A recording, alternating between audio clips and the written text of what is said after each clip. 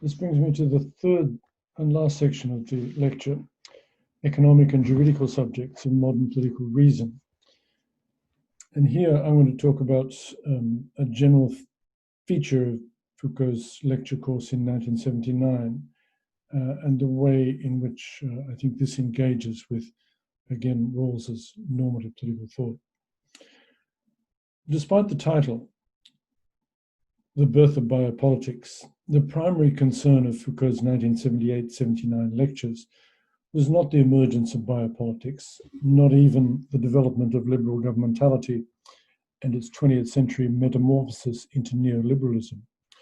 Rather, the overriding focus of these lectures was the contrast between a governmentality exercised over predominantly economic subjects and a governmentality exercised over predominantly juridical subjects, homo economicus as opposed to homo juridicus.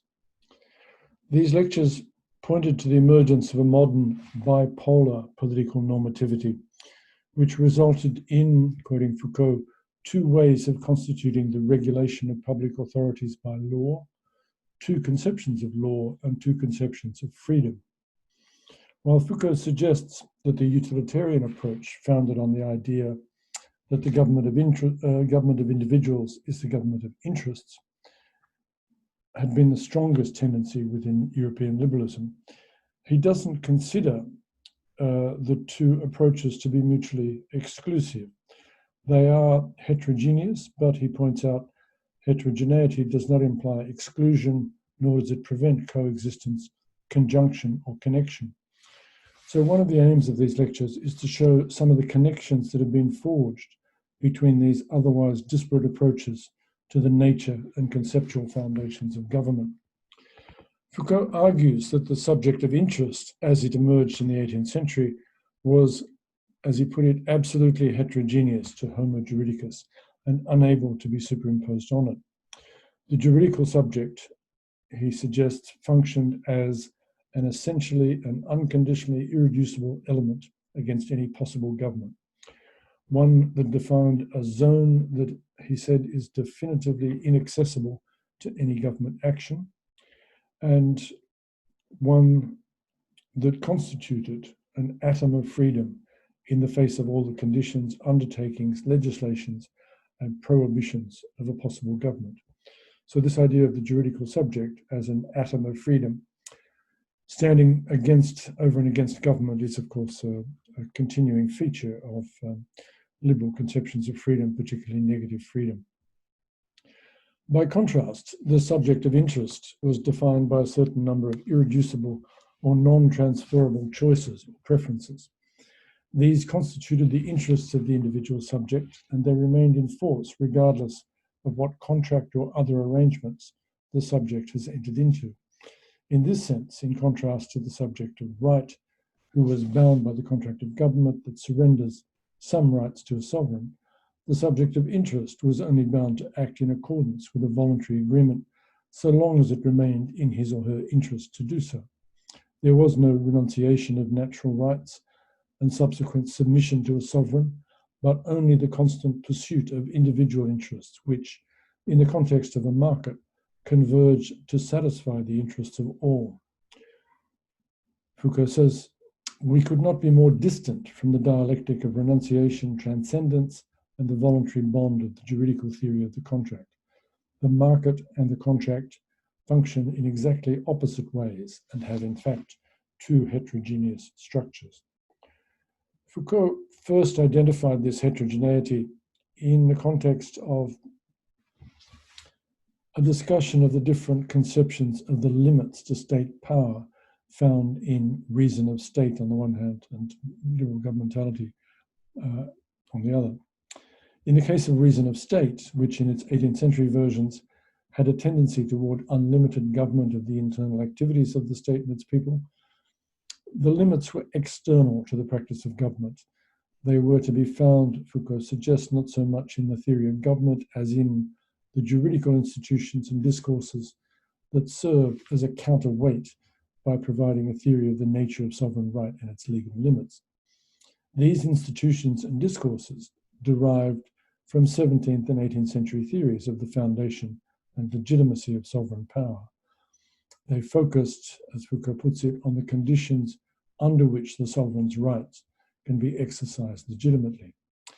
In the case of liberal governmentality, the situation was quite different, in part because of the emergence of a political economy that functioned as a discourse of truth about the operation of markets. The newly discovered laws of the market economy amounted to limits that should be respected by government. They constituted an internal limit to the practice of government.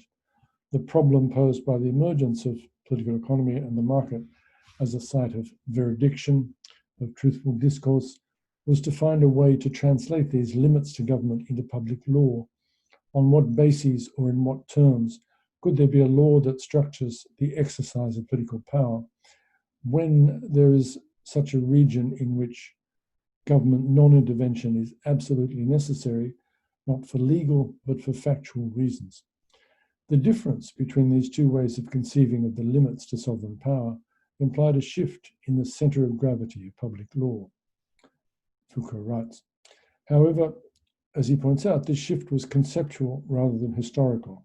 At the end of the 18th century and beginning of the 19th, both ways of answering the question of the legal limits to government were available to political reason. On the one hand, there was the response derived from theories of the natural rights of individuals and earlier answers to the question, under what conditions, for what reason, and according to what ideal or historical procedures, a limitation or exchange of rights was accepted. Foucault clearly has in mind the social contract tradition, since he notes that this was a way of posing at the outset, quote, the problem of legitimacy and the inalienability of rights through a sort of ideal or real renewal of society, the state, the sovereign, and government. This juridico-deductive approach, as he called it, involved, quoting Foucault, starting from the rights of man in order to arrive at the limitation of governmentality by way of the constitution of the sovereign.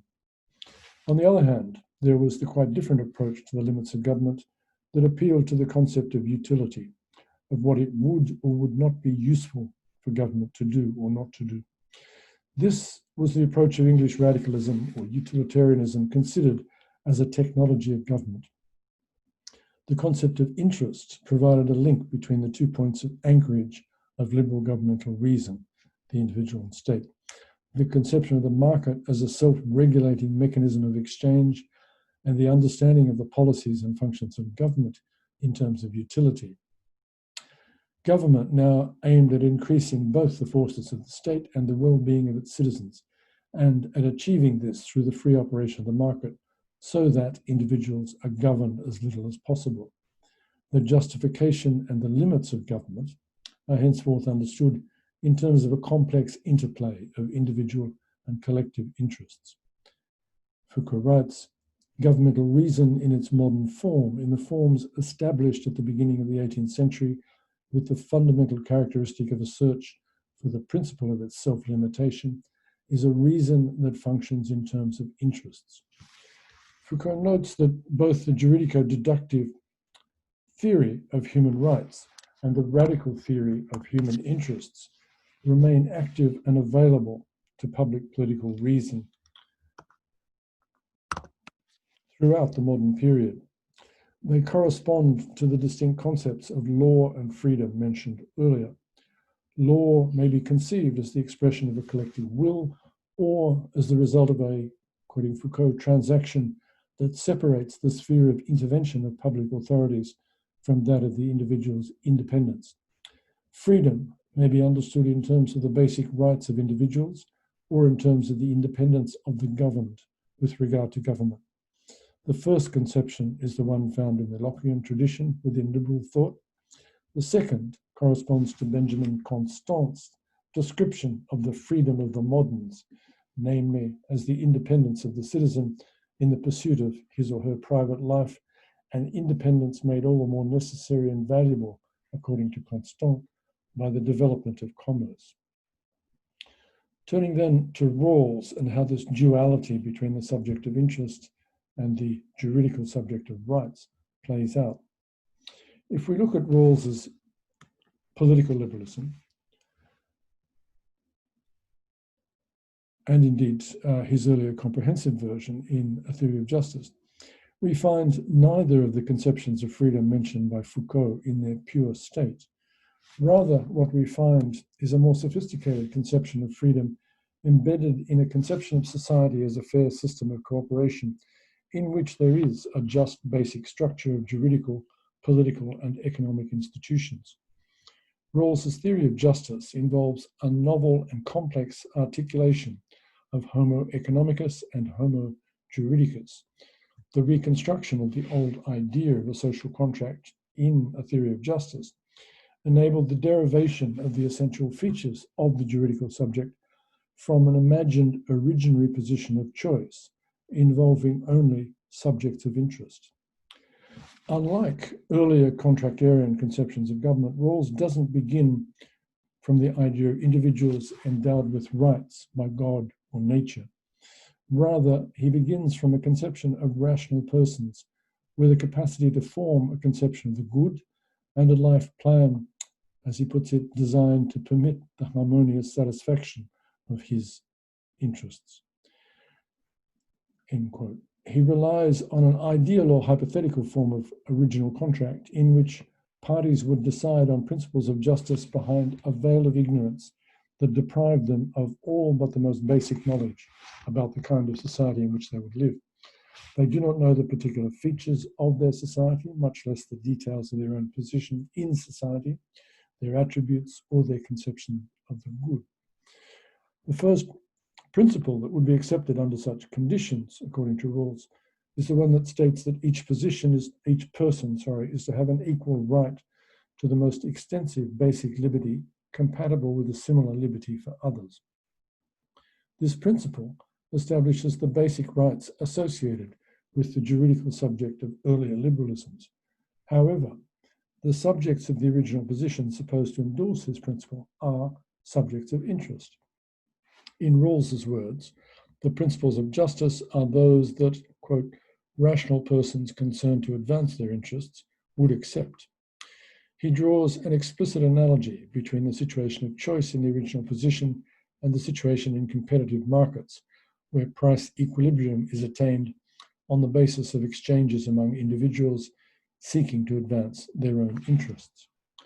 It would be easy then to take this analogy with markets to provide conclusive evidence that the subject of Rawls' theory of justice is primarily and even exclusively a subject of interest in the sense that economists use this term, Homo economicus rather than Homo juridicus. In fact, the situation is more complex, even though in A Theory of Justice, Rawls did present his conception of justice in terms of rational choice theory. The original position always involved more than purely self-interested rational choice. The veil of ignorance embodies conditions on the situation of choice designed to accord with our notions of what is fair and what principles it would be reasonable for rational citizens to accept. It is intended to characterize a situation in which the outcome is fair and, as Rawls says, acceptable from a moral point of view. In this sense, the parties and the original position, the parties to the original position are constructed not simply as subjects for interests, but also as moral persons. As Rawls later came to characterize them, the parties to the original position are not only rational, but also reasonable individuals. This moral dimension to Rawls's liberalism comes to the fore in his later political philosophy, where he outlines a conception of political community founded on an overlapping consensus between reasonable individuals with different moral, political, or religious outlooks. In other ways, Rawls's peculiar articulation of the subject of interest and the subject of right cannot be reduced to the simple primacy of the former. For example, his theory of justice accords priority to the subject of right by virtue of the lexical priority attached to the first principle of justice and the civil and political liberties associated with it. The priority of basic liberties means that these could only be restricted for the sake of other basic liberties, and that no trade-offs against other primary social goods were permitted under normal circumstances.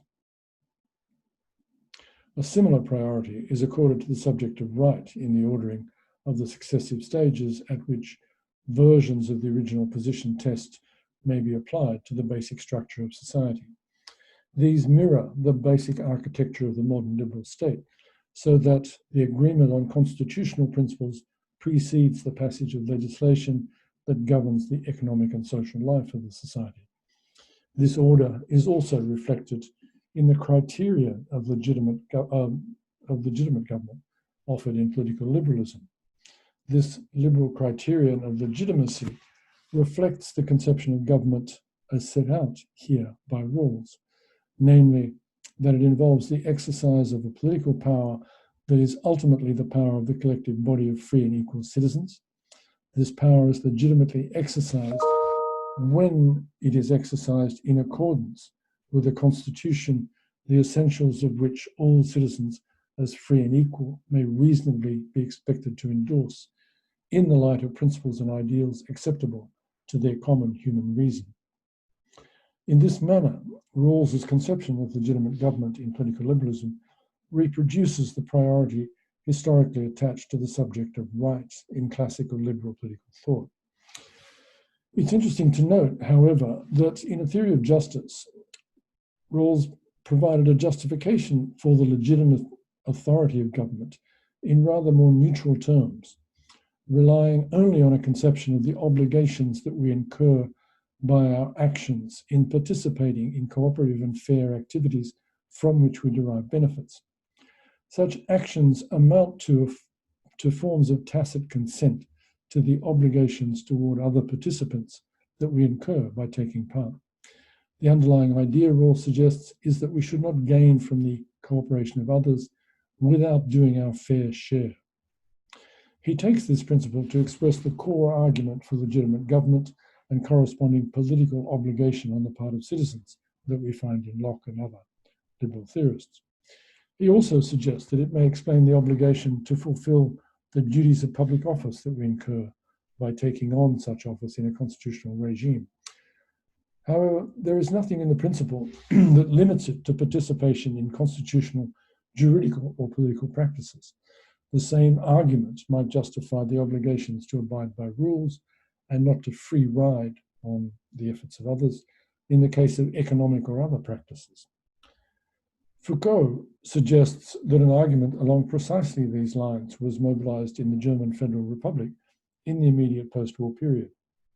In a remarkable passage in his 1979 lectures that raises normative issues even more directly than his question about socialist governmentality, he argues that post-war West Germany was a radically economic state in the sense that its legitimacy derived from the economic rather than the juridical framework of government. So a long quotation from Foucault, he writes, in contemporary Germany, the economy, economic development, and economic growth produces sovereignty. It produces political sovereignty through the institution and institutional game that precisely makes this economy work. The economy produces legitimacy for the state that is its guarantor. In other words, the economy creates public law, and this is an absolutely important phenomenon, which is not entirely unique in our history, to be sure, but is nonetheless a quite singular phenomenon in our times. In contemporary Germany, and here he's referring to Germany at the time he was giving these lectures, the 1970s, there is a permanent genesis, a permanent genealogy of the state from the economic institution. End of the quote.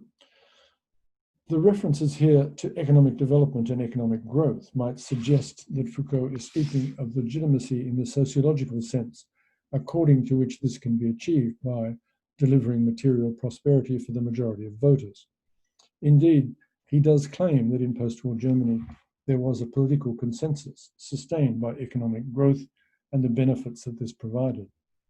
But he also makes the stronger claim that the market economy, as he puts it, generates legal and political sovereignty. He analyzes a speech given in April 1948 by Ludwig Erhard, a future German chancellor, but who was at the time responsible for the economic administration of the Anglo-American zone. in which Foucault suggests the legitimacy of the state was at stake. He takes a comment by Erhardt, namely that, quoting Erhardt, only a state that establishes both the freedom and the responsibility of the citizens can legitimately speak in the name of the people. Foucault takes this comment to express this new form of legitimation of state power.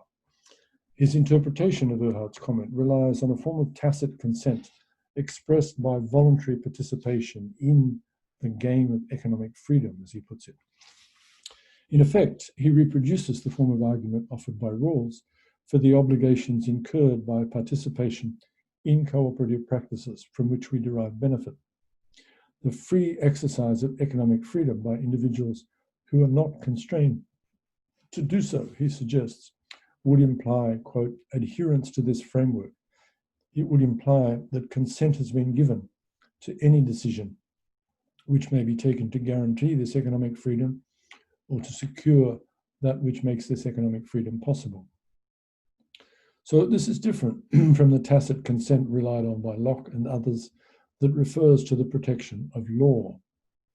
It is tacit consent to the institutional structure of a market economy, the institutional framework that establishes and guarantees a space of economic freedom, functions, as Foucault puts it, as a point of attraction for the formation of a political sovereignty. To the extent that economic freedom and responsibility is guaranteed by the state, exercise of that freedom and responsibility implies allegiance to the state and its institutions. In contrast to the liberal criteria of legitimacy that rely on an implicit contract to ensure protection of fundamental rights, this neoliberal conception of legitimacy relies on a contract implicitly entered into by any free participant in the economic system. It still implies a rule of law and a constitutional framework for the exercise of political power. However, in contrast to the criterion of legitimacy formulated by Rawls in political liberalism, this neoliberal conception implies that political power is legitimate when it is exercised in a manner that ensures the economic freedom and responsibility of citizens, and when citizens are able to pursue their interests by exercising this economic freedom and responsibility in accordance with the legal framework established by government. In contrast to Rawls's criterion of legitimacy, which privileges participation in the citizenship game, the neoliberal criterion identified by Foucault prioritizes the economic subject over the subject of right. In the terms of his analysis of the conceptual framework of liberal political normativity, it represents a different articulation of the subject of right and the subject of interest. Foucault's reconstruction of the economic legitimacy that sustained the post-war West German state remains descriptive in the sense that he's not concerned to develop or defend such a foundation for the exercise of political power. He doesn't seek to provide normative foundations for liberal, republican, democratic, or socialist government any more than he attempts to articulate detailed conceptions of freedom, justice, or equality. So he's still not doing normative political theory. But this doesn't mean that his analysis of the tensions and accommodations between subjects of right and subjects of interest in modern governmental reason is of no relevance to normative political theory. On the contrary, as I've suggested, his account of the bipolar structure of liberal governmentality is informative about some of the underlying tensions within liberal political philosophy. It provides a useful framework in which to understand the novel combination of homo juridicus and homo economicus in Rawls's normative theory of government. It also provides a framework within which to identify an economic rather than a juridical basis for the legitimacy of government. Given that liberal theories of legitimate government remain overwhelmingly aligned with the juridical rather than the economic subject, this represents a largely unrealized possibility for liberal normative theory. But Rawls' speculative non-juridical basis for legitimacy in a theory of justice helps to show that this is a genuine theoretical possibility. Foucault's analysis of the German post-war neoliberal government provides reason to think that it is more than just a theoretical possibility, and that perhaps other examples might be found of governments whose legitimacy is fundamentally economic rather than juridical. So that concludes my lecture and my suggestion of the various ways in which Foucault's genealogy of modern governmentality can contribute to normative political theory and political philosophy. Thank you.